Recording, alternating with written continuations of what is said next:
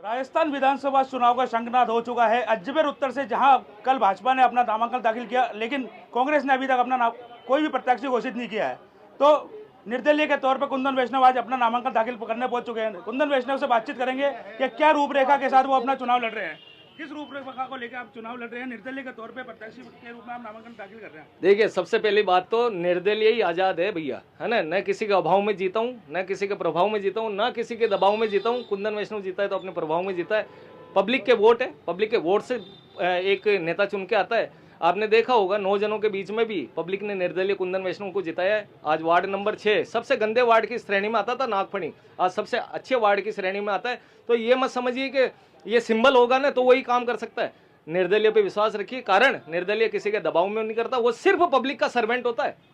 उसको न तो किसी मीटिंग में जाना है, न कहीं यहाँ जाना, उसका पूरा समय पब्लिक के लिए होता है। मैंने आज ये पैदल जो मैं चलाया हूँ, आज पैदल चलने का मेरा सिर्फ इसीलिए सबसे बड़ा तात्पर्य ये है कि ये इनोवा और फॉर्च्यूनर वाला शहर नहीं है। यहाँ पे इनोवा और फॉर्च्यूनर में बैठ के 5 मिनट 10 मिनट में नेता अपने घर से हाईवे पकड़ लेता है। यहाँ पे तो ये सिटी है ना, जो इसमें पैदल चलने वाला आदमी चाहिए। यहाँ पे अगर कुंदन वैष्णव पैदल चलेगा जब भी तो उन समस्याओं को देखेगा तभी उसका निदान करेगा। इस तरह का चुनाव का माहौल, जैसे आप बता रहे हैं कि पैदल चलेगा, चुनाव लड़ेंगे, लेकिन कड़ी टक्कर मानी जा रही है कि देवनानी जी 5वीं बार चुनाव लड़ रहे हैं भाजपा से, और कांग्रेस ने अभी तक प्रत्याशी नहीं उतारा। तो आपके समीकरण इस बार क्या कहते हैं?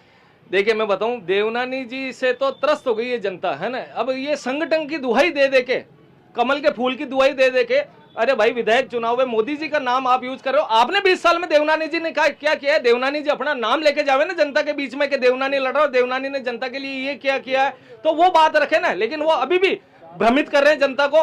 तो मैं आपको बताऊं, ये 5वीं बारी कुछ नहीं है। जो पिला ना सका अजमेर को पानी, उसका नाम, उनका नाम है देवनानी। तो ये पब्लिक सब जानती है। एक दैनिक जो जरूरत है पानी के लिए, एक महिला, एक पुरुष, एक वृद्ध, एक बच्चे, वो परेशान हो रहे हैं पानी के लिए। रोड नाले तो बहुत दूर दूर की बात है, आना सागर को कटोरा कर दिया है। आना सागर का भराव क्षेत्र आप देखो, जो झील था आज छोटा सा तालाब बन के रह गया। मैं आपको बताऊं, सीवरेज की समस्या है। सीवरेज जो प्लांट था उन्होंने डाला, सीवरेज डली है। सीवरेज की समस्या इतनी बड़ी है, न तो पानी का ड्रेनेज है, अतिवृष्टि और अनावृष्टि दोनों का दंश झेल रही है। आज भी गाँव में आबादी विस्तार नहीं हुआ है। आज भी बोराज, हाथीगढ़ा, काजीपुरा में आबादी विस्तार नहीं हुआ है। पेरा फेरी से निकले नहीं है गाँव।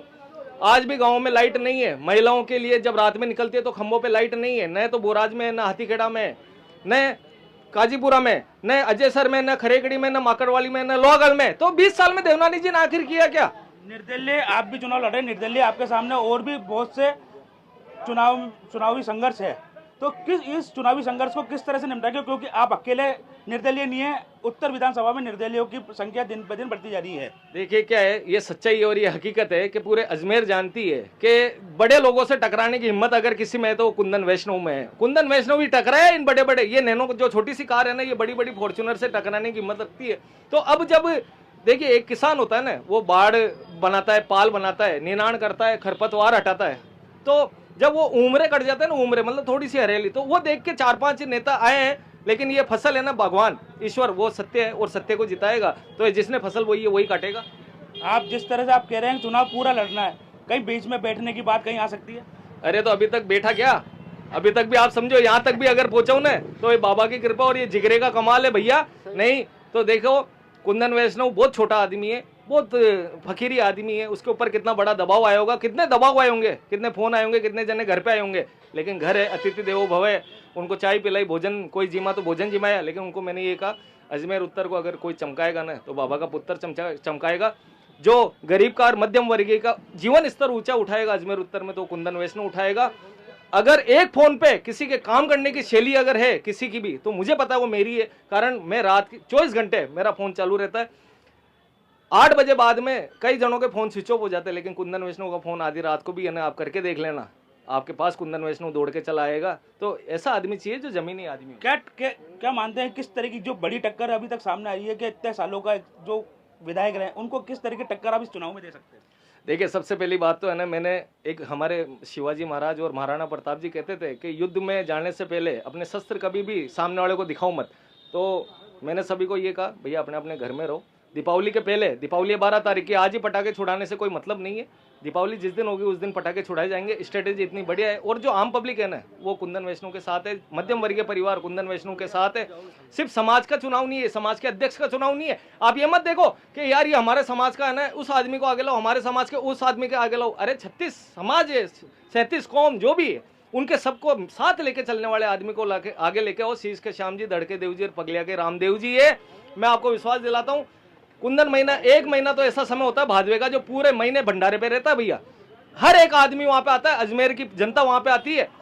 मोक्ष धाम जो 20 साल में, अरे वो जिंदा लोगों का ध्यान नहीं रख पाए, दिवंगत आत्माओं का क्या ध्यान रखेंगे। इसलिए शमशान कुंदन वैष्णव ने चमकाया। तो ईश्वर की कृपा से भैया आप देखो माहौल परिवर्तन हो रहा है। ये देखो फूल बरस रहे अपने आप, है ना। ये मंगाए नहीं है, पैसे से नहीं मंगाए। किसी को ये नहीं कहा कि ये पैसे, अरे पैसे तो 10,000 रुपए तो कुंदन वैष्णव को नामांकन के पापा ने दिए। 10 रुपए भी नहीं जेब में। ये माला कोई खरीदी भी नहीं है। ये आज कम से कम ज्यादा नहीं तो 400-500 माला पहनाई है ना, वो विश्वास पे लाइए। तो जनता का रुख ही तो है जो कम से कम यहाँ घर से आते आते कम से कम 800-1000 माला पहन चुका हूँ अभी तक।